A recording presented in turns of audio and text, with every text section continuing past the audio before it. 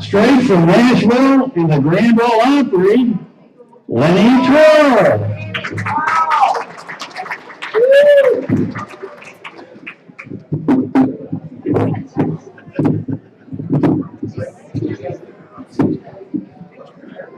Howdy. I'm just as proud to be here. My name is Lenny Twirl. Now you remember Lenny Twirl had a price tag on her hat. I got a tea bag on mine. I might need it. And I'm one of the Twirl girls.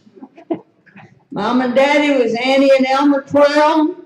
Little brother was Billy Twist Twirl. And we lived up in the mountains of Virginia. Little old town. Population was only 78. Every time a new baby was born, somebody left town.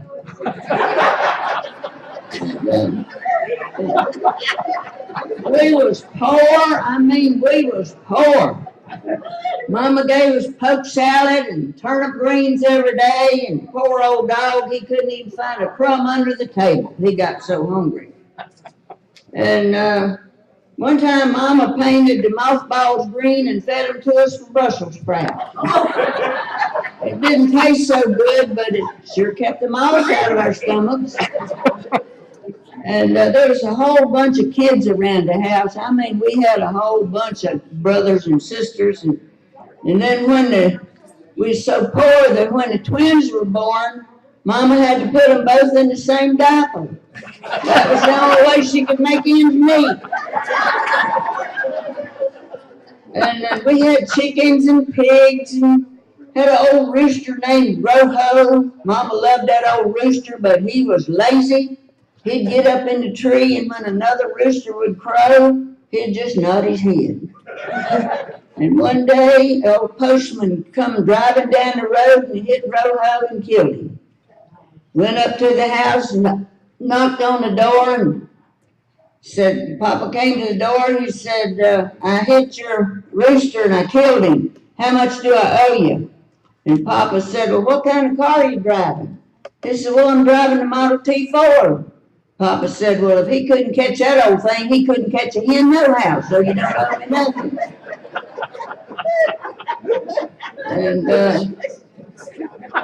And we had a celebrity in town. He was an artist. His name was Sidney King.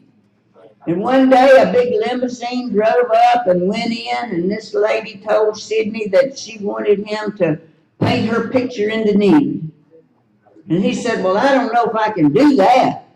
I'll have to ask my wife. She said, I'll ask her tonight, and you come back tomorrow, and I'll tell you if I can do that. Next day she came back and walked in the house, and she said, well, can you do it? He said, well, my wife said it would be all right, but I'll have to keep my socks on so I'll have something to wipe my brushes on. And then one day another lady came, and she wanted him to paint her portrait with all this beautiful jewelry. Necklaces and earrings and bracelets and just lots and lots of just expensive looking jewelry. And he said, well, why do you want me to paint all that jewelry on you? She said, well, my husband's been running around and I don't have long to live. And when he brings that other woman here, I want her to wear herself out hunting for that jewelry. And then there was this lady that was taking care of her sick husband. He was in bed sick, and she just having a hard time taking care of him. And one day he raised his head and he said, honey, I got something to tell you. And she said, you don't have nothing to tell me, nothing I want to hear. And he said, yes, I have a confession to make.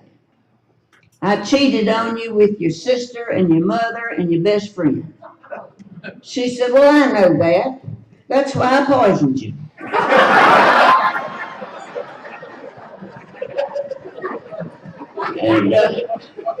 And you know, we didn't have no doctors around. We didn't have the money to pay doctors and no health insurance back in them days. And Mama had all kinds of home remedies. She had Vaseline salve and mustard plasters and castor oil, and I had a hacking cough. And Mama gave me a dose of castor oil, sent me off to school. Didn't cure my cough.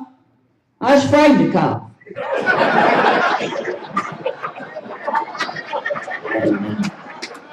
And one day she was going to give little brother a dose of castor oil. And she had a big old tablespoon, and she poured out a dose of castor oil in that tablespoon, and little brother ran over to the sewing machine and run under it, and the pedals started going up and down, and sewed her dress up wrong, and Mama got nervous. She dropped the castor oil on the floor. The old tomcat come along and licked it all up. Later, when I looked at the kitchen window, that old tomcat had 6 cats working for him. 2 are digging, and 2 are covering, and 2 are hunting for new locations. And you know, in them days, we didn't have no inside plumbing. Well, to tell you the truth, we didn't have no outside plumbing either. And one day, the WPA came along. And they built us a nice big privy out by the woodshed. It had 2 holes. Now, I don't know why they put 2 holes. I didn't know nobody I wanted to go out there and sit down with. And they put a big Sears Roebuck catalog in there. And the kids just loved that old thing. They'd hide in it, and they'd run out and slam the door, and they'd run around it. One day, little Joey come running in the house, and he said, Mama, little brother fell down the privy hole, and he's going down for the 2nd time. Mama said, well, I guess we just might as well let him go.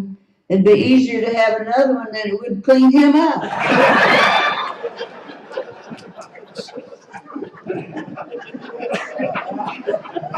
Well, I finished high school and left the farm. And you know what? I went up to Washington, D.C. and went to work in the Pentagon. It wasn't even finished yet. I had to walk through mud to get in there. They paid me $1,440 a year, and I was just tickled to death with that. And I got me a place to stay with some of my co-workers.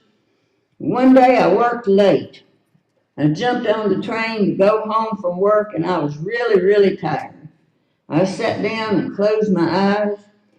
As the train rolled along, this guy sitting next to me pulled out his cell phone. And he started talking in a loud voice. Hi, sweetheart, it's Eric. I'm on the train. Yes, I know it's 6:30 and not 4:30, but I had a long meeting. No, honey, not with the blonde from the accounts office, with the boss. No, sweetheart, you're the only one in my life. Yes, I'm sure, cross my heart. Well, after 15 minutes of this, I was just about ready to die. Him talking to his wife all that time. I had had enough. So I just leaned over to his cell phone and I said, Eric, turn that damn phone off and come on back to bed.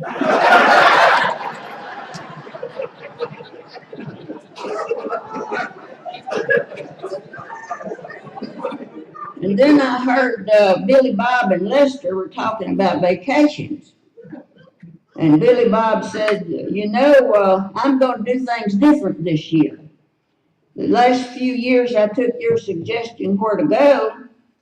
3 years ago I went to Hawaii and Marie got pregnant. 2 years ago I went to the Bahamas and Marie got pregnant. Then last year I went to Tahiti, and darned if Marie didn't get pregnant again. So Lester says, well, Billy Bob, what are you going to do this year that's different?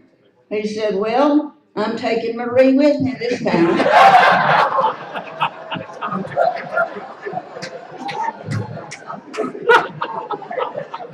And, there was these 2 old men. I live over there at Laurel Grove in that retirement home. And there's 2 old men out there sitting on a bench under a tree. And one of them turned to the other and he said, Slim, I'm 83 years old now, and I'm just full of aches and pains. I know you're about my age. How do you feel? Slim says, well, I feel just like a newborn baby. I said, really? Like a newborn baby? Yep. No hair, no teeth, and I think I just wet my pants.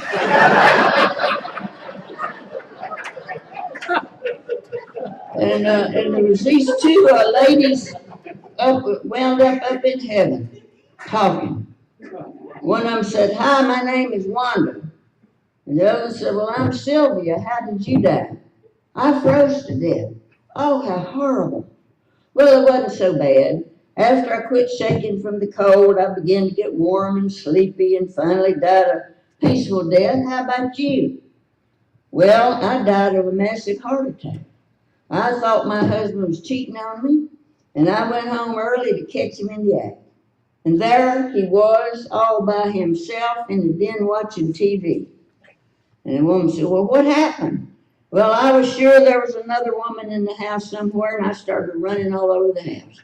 I ran up in the attic and down in the basement and went through every closet and checked under all the beds. I kept this up until I looked everywhere. And finally, I became so exhausted, I just keeled over with a heart attack and died. The other woman said, well, it's too bad you didn't look in the freezer. We'd both still be alive.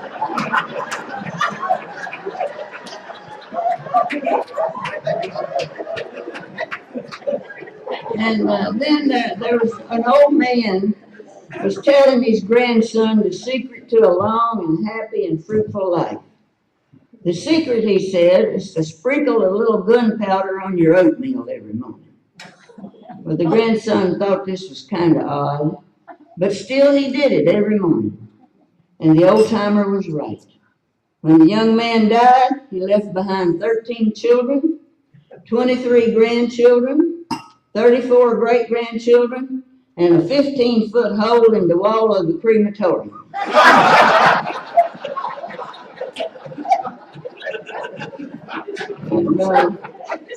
And I heard about this minister that went to a seminar, and he just heard all kinds of speakers just telling all kinds of good things, and he heard one of them say that the best years of my life were spent in the arms of a woman that was not my wife. And the people were in shock. And then he said, that woman was my mother. So a few months later, this minister decided he would just try that joke on his church. So he got up in the pulpit and he said, greatest years of my life were spent in the arms of a woman that was not my wife. And his congregation sat shocked. After standing there for quite a while, he couldn't remember the other half of the joke. He just blurted out, and I can't remember who she was.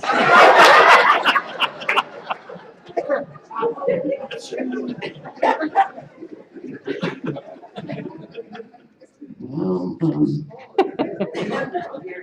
I had an elderly couple as friends that went on a road trip. They stopped at a roadside restaurant for lunch, and after they finished their meal, they got in the car and went on down the road quite a long ways, and she suddenly realized she had left her glasses on the table. So she told him, and they had to drive quite a ways before they could turn around and go back.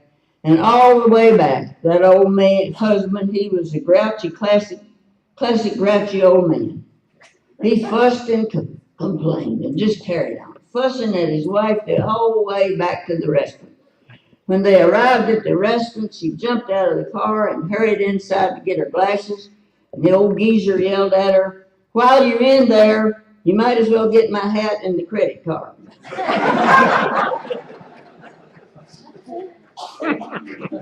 And I heard this story about Hillary Clinton. Her driver they were cruising around the country road in upper New York State, and an ancient old cow loomed in the middle of the road. And he tried to miss her, but he struck her and killed her. So Hillary told him to go up to the farmhouse and explain to the owners what had happened. She stayed in the car making phone calls. About an hour later, the driver staggered back to the car with his clothes all messed up, He was holding a half-empty bottle of expensive wine in one hand and a big cigar in the other, and lipstick smeared all over him. She said, "What in the world happened to you?" He said, "Well, the farmer gave me the cigar, his wife gave me the wine, and his twin daughters, they just hugged me up and kissed me all over." She said, "Well, Len, what in the world did you tell him?" He said, "Well, I just stepped inside the door and I said, 'I'm Hillary Clinton's driver, and I just killed the old cat.'"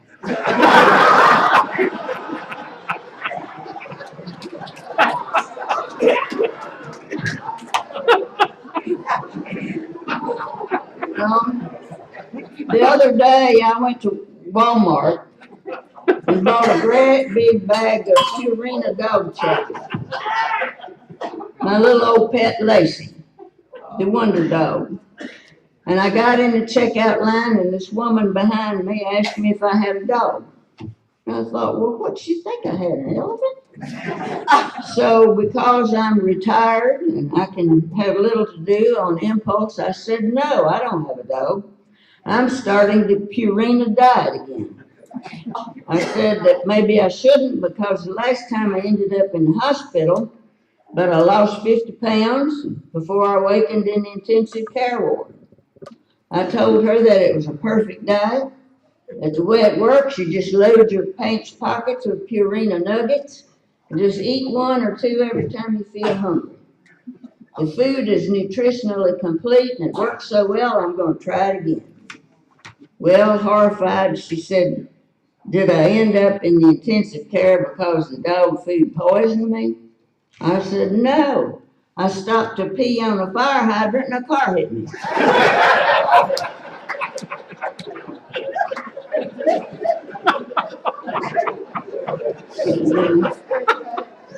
And this guy named Morris, an 82-year-old man, went to the doctor to get a physical. A few days later, the doctor saw Morris walking down the street with a gorgeous young woman on his arm. A couple of days later, the doctor spoke to Morris and said, "You're really doing great, aren't you?" Morris said, "Just doing what you said, Doc. Get a hot mama and be cheerful." The doctor said, "I didn't say that. I said, you've got a heart murmur. Be careful." And this little boy, Larry, he went to a horse auction with his father. And he watched as his father moved from horse to horse, running his hands up and down the horse's legs and rump and chest. After a few minutes, Larry asked, "Dad, why are you doing that?" And his father said, "Well, because I'm buying horses. I have to make sure that they're healthy and in good shape before I buy." Larry looked worried. "Dad, I think a UPS guy wants to buy Mom."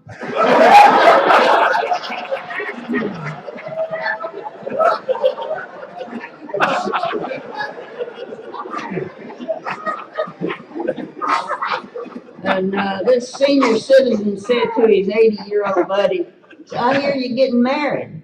"Yep." "Do I know her?" "Nope."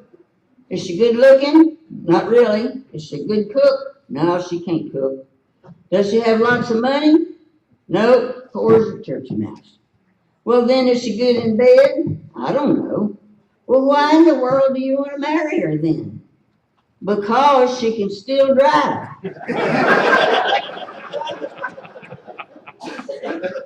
And you know, there's some great things about being old. Good things and some not so good things. I turned 88 last week. And nobody expects you to run anywhere. People call at 9 p.m. and ask, "Did I wake you up?" Things you buy now won't wear out. You can eat supper at 4 p.m. You can live without sex, but not without your glasses. And your eyes won't get much worse. And your secrets are safe with your friends because they don't remember them either. But never, ever, under any circumstances, take a sleeping pill and a laxative on the same night. And that's the way it was. Y'all come up and see me sometime.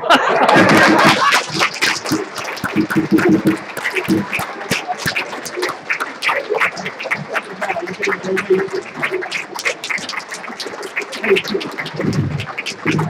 we have some great talent in our listener. We thank you.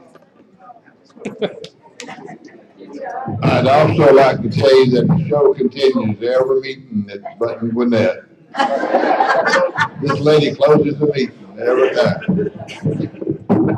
We have a lot of fun at Button Gwinnett.